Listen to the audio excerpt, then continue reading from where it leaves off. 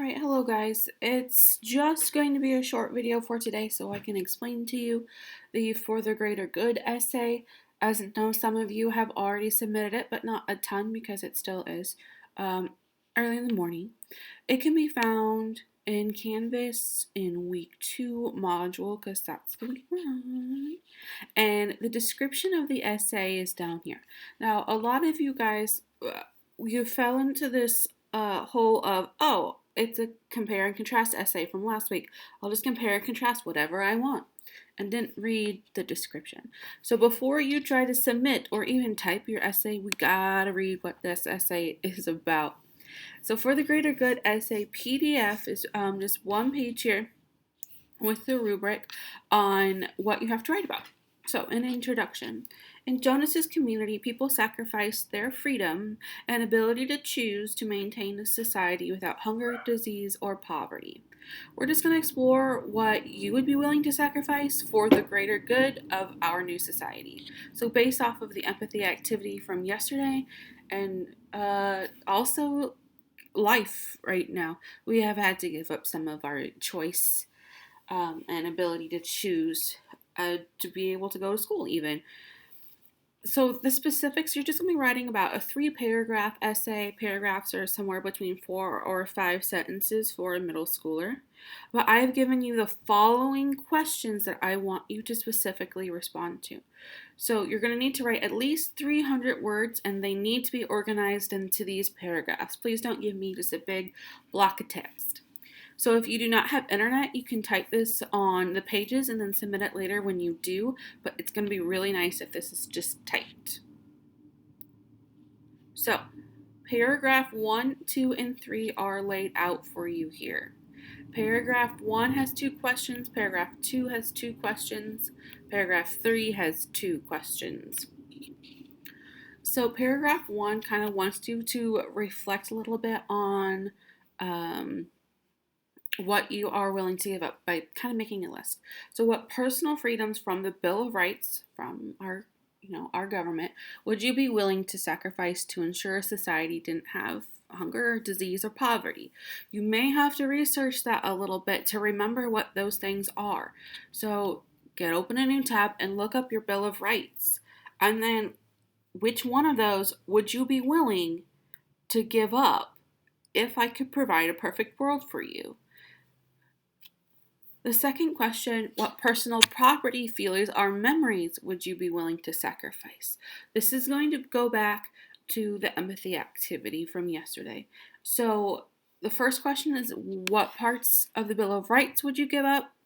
And then the second part here is, what personal property or feelings or memories? So what were you willing to give up from yesterday? Question or paragraph 2 takes a little bit farther. So, as you have considered this question, which things do you realize were the most important to you? When you think back to the empathy activity, what were the things on your cards that you said, I am not giving you this? What are the things that you hold on to most in your life? What are the most important things to you? What are the most important feelings or beliefs or freedoms that you hold? What is most important to you in this world? The next one is, when should the government be allowed to take a freedom or a belief from you for the greater good?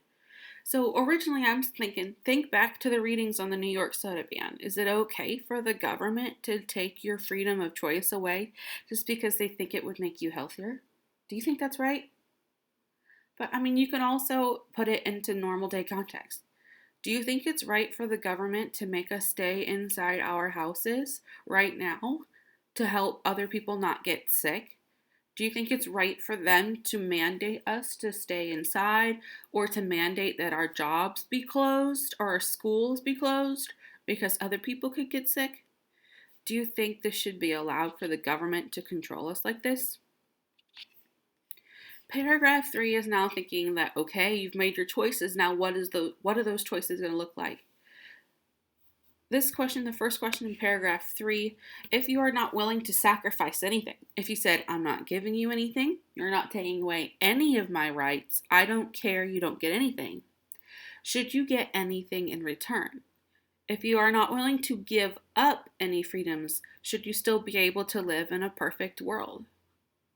And the next question, which is more about today, if you don't want to give up anything for a society, should you be responsible for everyone who starves or gets sick? Why or why not?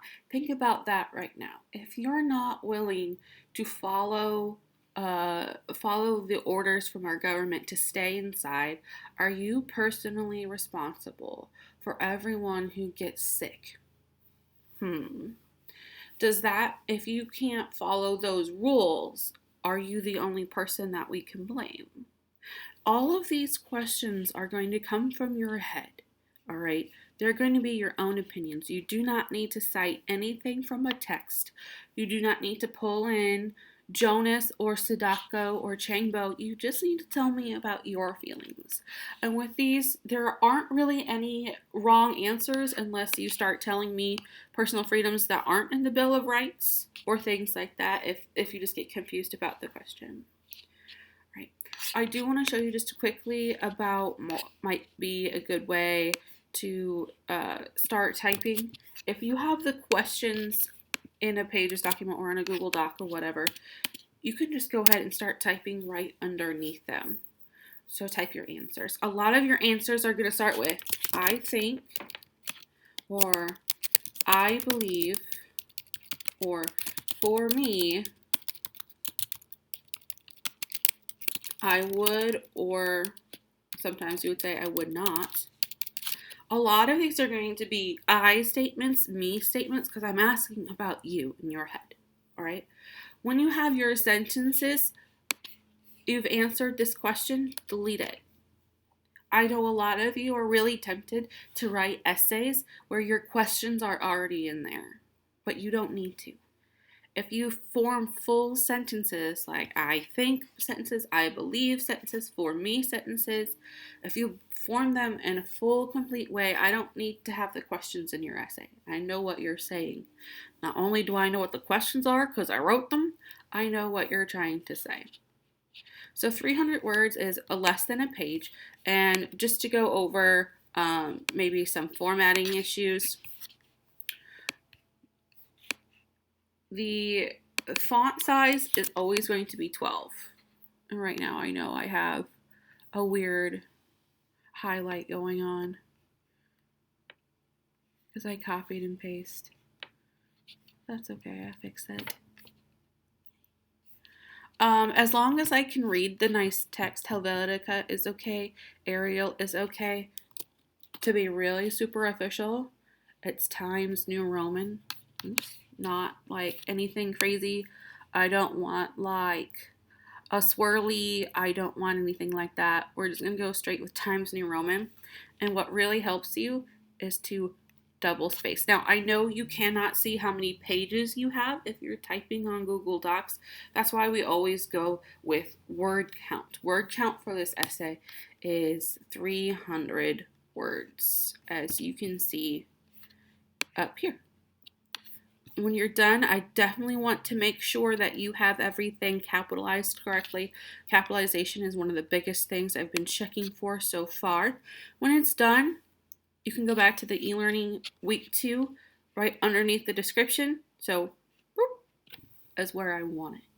All right. I already have a rubric in there to be able to grade it for you. It is it's already there, ready for you to just plop in. Some of you already have, and that's great. Otherwise, you guys can go ahead and get started.